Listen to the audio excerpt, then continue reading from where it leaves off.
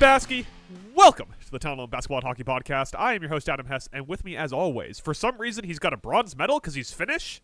It's Mike Regan. Mike, how you doing today? Fucking great. Live from the afterglow of the men's U.S. Olympic hockey team, winning gold for the first time since 1980. And folks, this one ain't a miracle. It's just Connor Hellebuyck and Jack Hughes with two less teeth powering us to the top of the podium.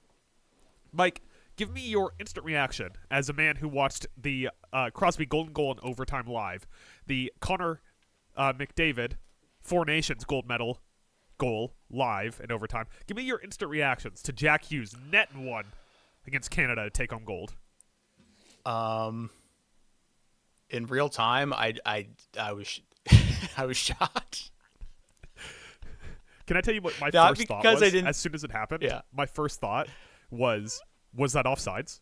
Like I just like right. my first thought was that goal's going to be disallowed, right? Like it wasn't elation right away. I was like, what's the goalie interference somehow? What happened? Why is this goal not going to get allowed? Yeah, I mean it was like it wasn't because I was like negative and I was like, we're not going to win this game. We can't win this game. At no point did I think that. It was just that when it actually happened, the goal actually went in. I guess I was just preconditioned to not. I don't notice from past losses. So when it actually happened, I just jumped up and screamed "fuck yes" in complete shock. I could not believe it. Like I just pointed out there, U.S. hasn't won gold since 1980. 2 silver medal wins in 2002 and 2010. Lose the Four Nations, lose the golden goal game in was it 2010 or 2012 with the golden goal game with the Crosby golden goal. Yeah, so Crosby golden goal, lose that one. It like you said, it wasn't a lack of belief in this team. It was preconditioning from having watched, at this point, 45 years of USA men's hockey come up short. Yeah, I mean I haven't watched all 45 years. I'm not that old. Give me a break. You sure? I don't know. You sure about that? I feel like I am. You're aging by the day, so well, I guess everyone is. It's not just you. You're not the only one aging by the day. Yeah. But Mike, in the first period, Matt Boldy has probably his best moment of the tournament. I mean, I think did he have the first goal of the tournament for Team USA? Was that him or was that Brock Faber? Do I have my Minnesota Wild? I'm pretty sure it was Faber. But either way, Matt Boldy, dipsy doodles between the two Avalanche defensemen, Cale Makar and Devon Taves, and just gets one past Jordan Binnington. We would not score again. That was 6 minutes into the first quarter, or first period. We would not score again for 54 minutes of regulation and 1 minute and 41 seconds of overtime. But it doesn't matter, because Canada would only put in one goal in the second period. Cale Makar, Devon Taves. They get beat for a goal. They get a goal. All evens out the end. But no goals allowed in the third. Jack Hughes, the toothless wonder, gets the overtime game winner on a play that looked like it was going to go the other way for a second. Yeah, and then Zach Werenski just made a good play to pop that puck up ice, and then he caught up to it. Who gave Matt Tkachuk Jack Hughes caught up to it. Hold on. What? Who gave Matt Tkachuk a child? Is that Johnny Gaudreau's kid? Who handed Matthew Tkachuk a child? I turned it off so I wouldn't be distracted. Don't give Matthew Tkachuk a child. Sorry, go ahead with your. Oh no, I said Werenski made the great play to tap that puck away from Makar. Went up ice some. Jack Hughes was the trailer. Hit him wide open. Fucking beautiful day to be American. Most days it's not, but today's a good one. Today's a fucking good one. I can't believe we've gone almost 5 minutes into this podcast without mentioning Connor Hellebuyck's name. He played phenomenal. He played unreal. I like tongue in cheek gave him a lot of shit for the Four Nations because even in the game we lost, he played good. He just didn't go our way. McDavid on a breakaway. It's McDavid. It wasn't even a breakaway. It was McDavid alone. Yeah, McDavid alone. Dead center of the ice. Front of the goal. But I will say, Connor Hellebuyck, 41 saves on 42 shots. He stopped 2 McDavid breakaways. 2 of them. That's Connor fucking McDavid. He stopped 2 of them. No goal from Michael Celebrini. No goal from Connor McDavid. No goal from Nathan McKinnon. Yeah. How many penalty minutes did Team USA serve? Let me see. 6 minutes. 6 minutes penalties, including 90 seconds of a 2-man advance for Canada. 0 power play goals. 0 power play goals for Team Canada. Where's this offensive powerhouse that we've been hearing about, Mike? This offensive... Oh, my God. You can't stop these guys, they tell us. They come to me and they says, there's no way you can just hold Team Canada to one shot, especially if you're going to give them a 5-on-3 advantage. They say there's no chance. I tell them this. I tell them we got Connor Hellebuyck in net. Let's see you try to get one past him. Yeah, that one ridiculous save where the puck was just sitting in the blue paint and Taves tapped it for what should have been an easy goal, and he just got like the edges. I was like the midsection of his stick over in time. It's unreal performance by. And also to go back to the goal winner for a second, I immediately thought of when they first released the Olympic rosters, we looked at them on an episode of Baskey, and my exact words were, "Are we really doing this Jack Hughes thing again?" Because he played so poorly in the Four Nations. And I just want to say, I think it's like the third time I've apologized, but once again, I'm sorry, Jack. You are forever an American legend. I will never say a single bad word about you ever again. When we get to the 3 stars, it's going to be hard competition for that first star because Jack Hughes, not only with the golden goal, but excellent play across the board for basically every game except the first one. The first one, he was a little bit of a ghost. And in this game, he loses 2 teeth. He gets high stick by fucking Sam Bennett, loses 2 teeth, comes back and scores the goddamn golden goal. Fucking awesome image. Like, that's a historical image of him celebrating. Mouth bloody, teeth missing. It's badass. Well, we have a few segments that we can go through here since we're done immediately basking in the glow. So I want to do pass fails, but the first thing I want to do is I want to hand out a bonus fail to Sam Bennett, who added to this game 4 penalty minutes for the United States that, while they didn't score on them, did kill a lot of clock in a important part of the game. He also then proceeded to have no impact on the game outside of that. So thank you, Sam Bennett. I want to, you're not going to get a gold medal because you lost, but I would like to give you an honorary mention on the pass fail grades. With that, Mike, give me 2 of your players who passed in this game. We've talked so much about Hughes and Hellebuyck, so I'll shout out some different players. Yeah, they get like a pass, but they're like 100% by default. Yeah. Yeah. Once again, also, this is cheating, but Quinn Hughes plays another 25 minutes and 40 seconds, and the entire 25 is just flying around the goddamn ice.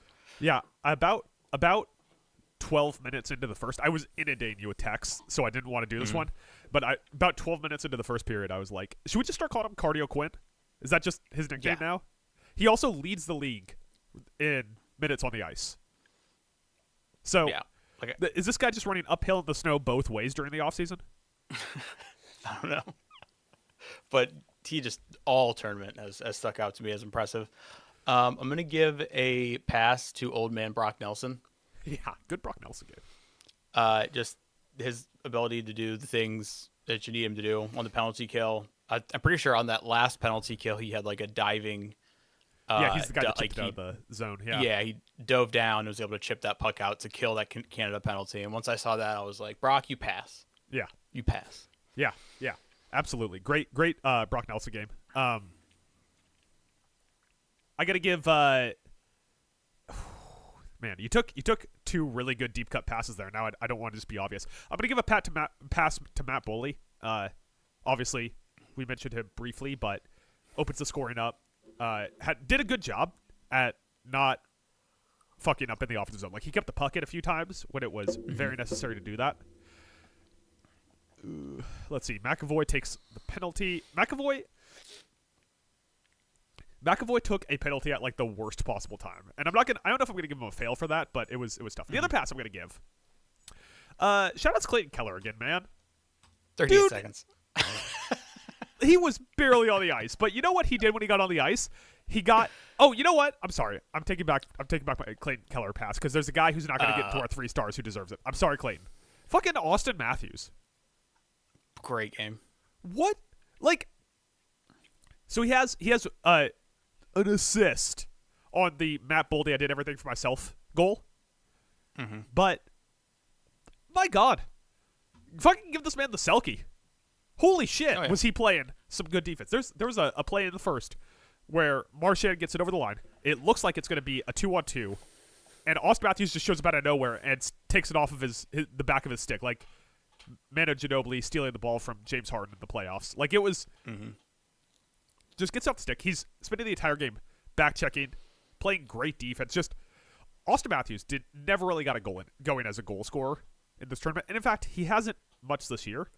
But as a defensive presence, dude, like him and then Marner's excellent tournament. How was Toronto not better when those two guys were on the team? How did they not do better in the playoffs? That's outrageous. I mean, I'm told it was all Marner's fault. He's a piece of shit. That's what I heard. Yeah, slick back hair. That's why he's. You could say you could say a similar thing, different, but like another name. Jack Eichel played like another just great 60+ minutes. Well, obviously he was only on the ice for 20 minutes, 14 seconds of it. But played another great game of like 200-foot hockey. He also had, in that third period when we really could not sustain any pressure, there was a couple possessions and we went into the zone and Eichel did everything within his power to buy time and try to set something up. And was just trying. I don't know what the advanced statistics are, and it would be hard for me to find them because the Olympics does not like stats for some reason. Mm-hmm. I'd be curious to know how often the Eichel-Kachuk line was playing against Canada's top line and how often they had defensive zone starts. Like, it felt like Eichel, Brady, and Matthew were in their own defensive half on face-offs constantly. It was like the face-offs in the defensive half were either Eichel or Trocheck, and that was like it for the entire game. Yeah. One more, and I'm giving out way more than 2 passes, but I have to give another shout out to this man who, I still believe the Detroit Red Wings are bitch made. But you know who's not, and that's Dylan Larkin. Fucking love me some. I got time of day for Dylan Larkin. The way he played in this tournament. And maybe okay. And maybe it's because I'm like over 30 now, so this is something that I hold in high importance, but led the tournament 69.5% face-off win percentage. What was Trocheck's? Can you find that pretty quickly? Because it felt like Trocheck was winning every face-off too. He was tied for second in the tournament at 66.6. Like, if I had to say what this Team USA team was built for to beat Canada, I would say, I don't know, a 2-1 overtime win. It was all face-offs and goaltending and a sick blue line and Jack Hughes with 2 less teeth. It was very much a team that when they went into the design process, they said, we don't want to have to score 6 goals to beat Canada. We want to stop Canada from scoring 3. Mm-hmm. And we were kind of on that being the way we'd have to win against Canada. I'm sure we were. Right from the jump, yeah. We're very smart. We're very smart. Mike, it's going to be hard because we are in the post-gold medal celebration era. But what? You know what? Give me 1 fail. Let's not do 2. Just 1 apiece. Oh, we don't need to do 2. No, I got multiple fails. We're just doing 1 apiece. No, I got multiple ones I'm going to throw out here. Let's start out with Macklin Celebrini. You're supposed to be so good. Where's that goal now, bud? -2. Connor McDavid, -2. Cale Makar, -1. I'm sorry, Macklin Celebrini is a -1. Nate McKinnon, -2. You failed. All right. Supposed to be so goddamn good. Old man Drew Doughty can only play 8 minutes, 45 seconds before his hip starts to give out. All right. Jordan Binnington, 2 goals allowed on 28 shots. Meanwhile, Connor Hellebuyck only allows in 1 on 42. So many fails on the other team. I got to tell you, so many fails on the other team. Can I ask you to do some quick math for me? Yeah. So McKinnon and Celebrini combined for 6 shots and 0 goals. What is the shooting percentage on that? Macklin and Celebrini and who? Celebrini and McKinnon combined for 12 shots and had 0 okay. goals. What's the shooting percentage on that? 1 second. This is me pretending to calculate. Yeah. 0. It's 0. Oh, wow. So these 2 guys on this unkillable top line, 0%. Now I can't help but notice here also 6 minutes of power play time, including 90 seconds in a 2-man advantage. What was their shooting percentage on those power plays? Okay, let me just move around. Use the same equation. I'm going to move around some variables. Use the sine, cotine, and tangent method. All right. Of course. Triangulate.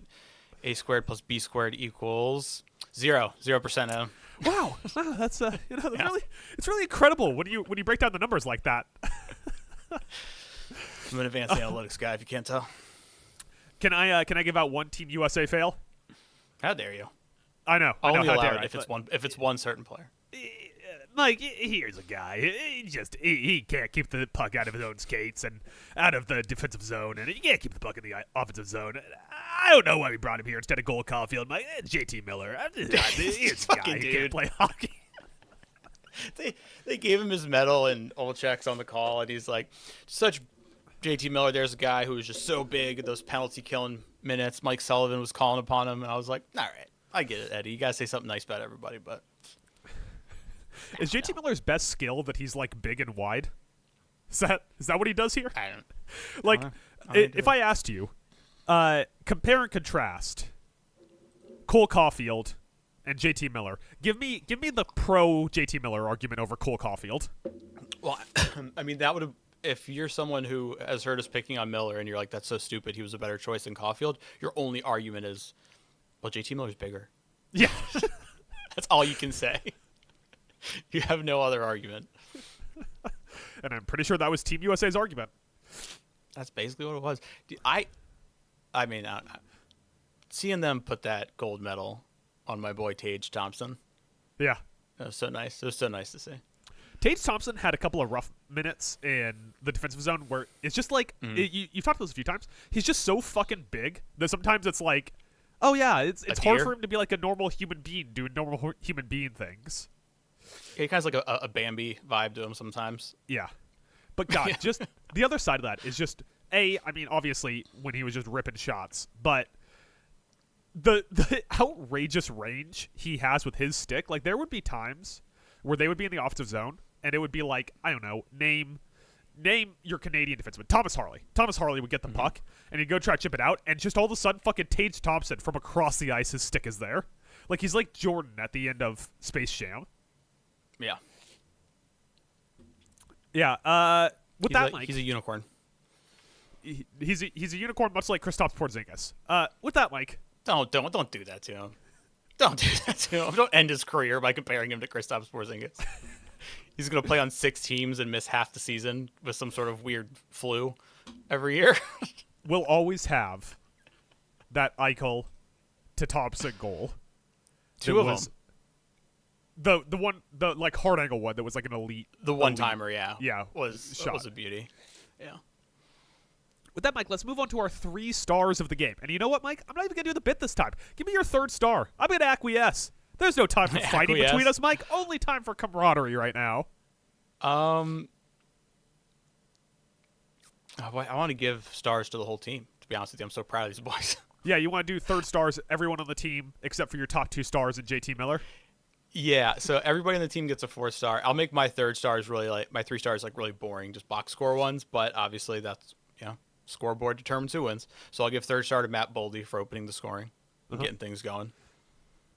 I feel like he's been quiet most of this tournament. I feel like you kind of touched on that, but he finally made an impact in the most important game. So let's go with Matt Boldy. And ridiculous impact too. I mean, everyone fucking creamed themselves over Mitch Marner's overtime winner. Yeah. That Matt Boldy goal was 95% the same thing. He chips it over 2 NHL defensemen and a Norris winner in Cale Makar. Gets between them and just puts it into the net. And it was cool to see how our offensive struggles, how that Boldy getting that goal obviously affected Mike Sullivan's decision making, because Boldy was on the ice to start overtime. Yeah. And at first I was like, Boldy? And I thought about it. I was like, oh, well, he's the only guy who's actually scored today. So Yeah. Who's your 2nd star, Mike? 2nd star. It's a hard one. Hard one. Yeah, there's 2 players. I'm wondering which way you're going to go, and I was just going to go the other one. Yeah, that's my plan. Whatever you do, I'm going to do the other one.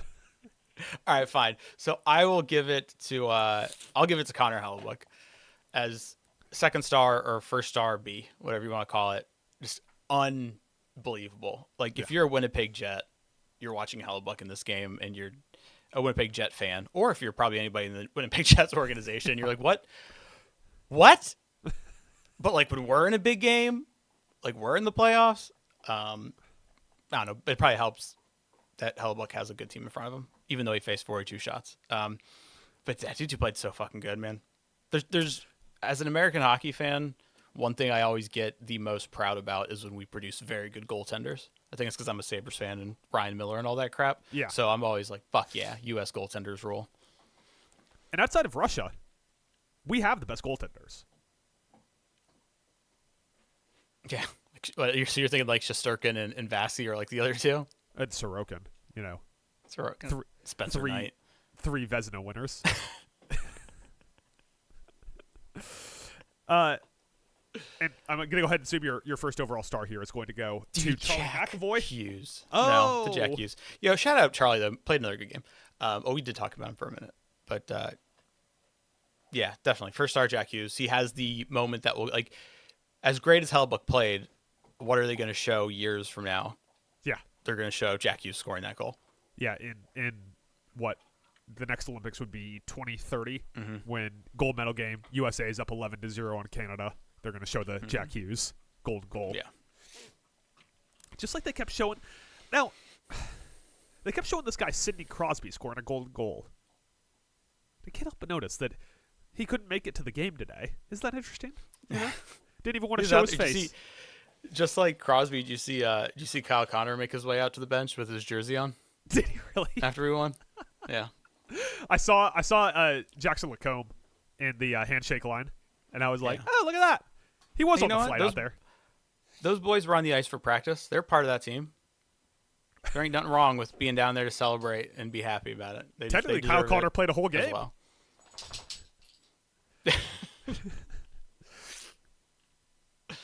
Yeah, and like you said, I'm just going to take the opposite of your top 2 stars. Third star, Matt Boldy. Opens up the scoring. Crazy goal.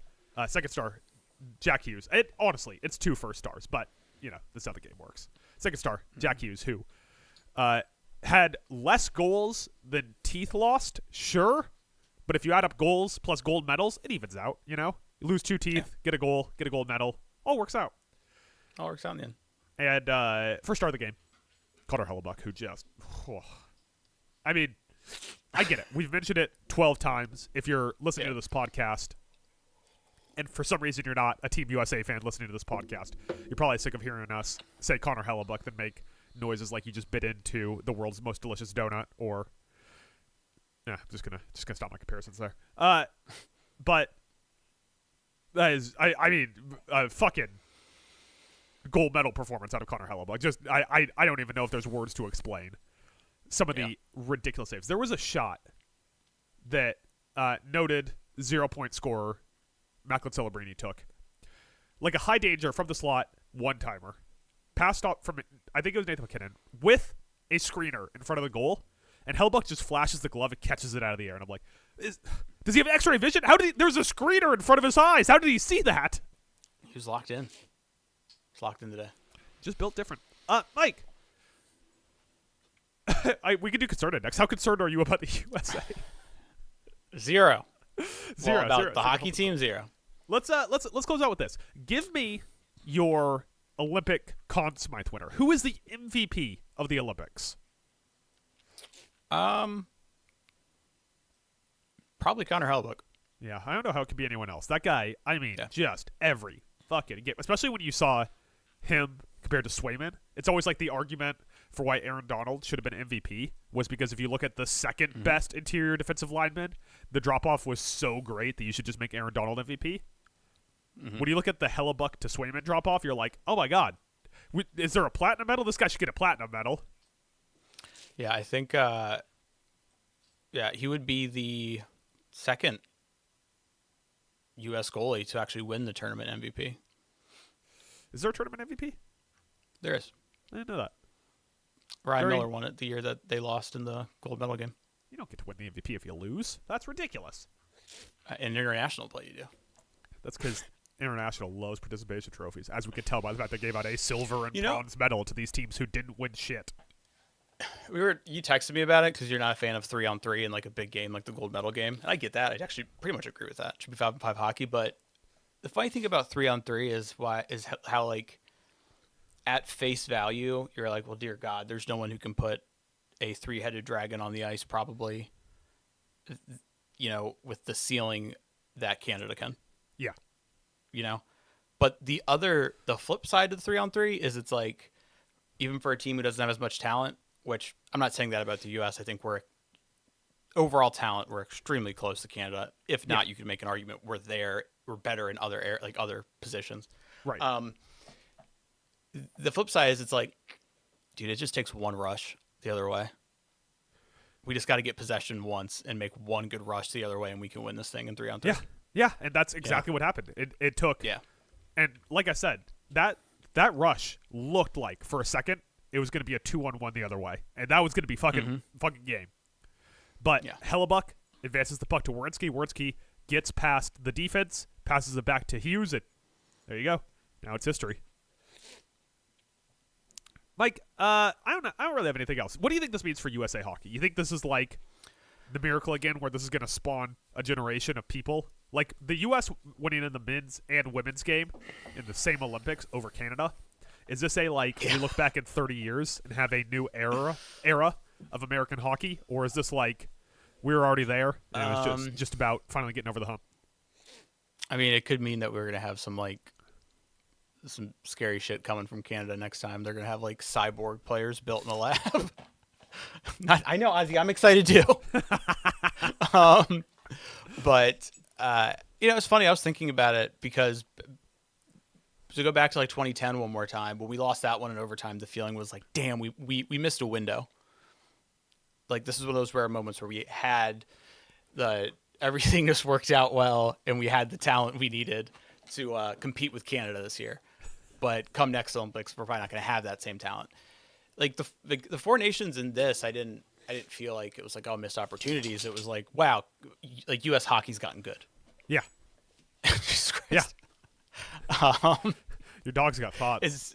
And so going forward, I think this is a thing. I hope going forward we can find a way to be able to sustain pressure offensively. That's the one big thing we have to figure out how to do better against Canada. But I mean, I think this is legit. Yeah, and good news is next time we still got an ace in goal, even if in 4 years it's not Hellebuyck. This guy, I don't know if you've heard of him, Spencer Knight. Spencer Knight, baby. Yeah. All right, Mike. Let's put a hat on this. Any last thoughts that you need for the Olympics this year, for Team USA, for the people at home? So based on my reaction after we won, as everybody was on the ice celebrating, based on my emotional state after that, if the Sabres win a Stanley Cup, I'm going to be bawling my eyes out. I will be a mess. So there you go. If the Sabres win a Stanley Cup, we probably won't be live as quick afterwards as we were on this one, but I'll let you know that if that does happen, the next time we go live, I will be showing Mike video clips until he cries on air, because that's that sweet SEO. That sweet SEO. Tears. That's what the people want to see. All right, Mike. Well, let's get out of here. You're dying of the plague, Los Plagas, I believe. I'm gonna go to a movie here soon, but we got a couple hours. I'm just gonna sit and revel in some Team USA highlights, brother. Bask in the red, white, and blue, baby. Bask in the red, white, and blue. Caca.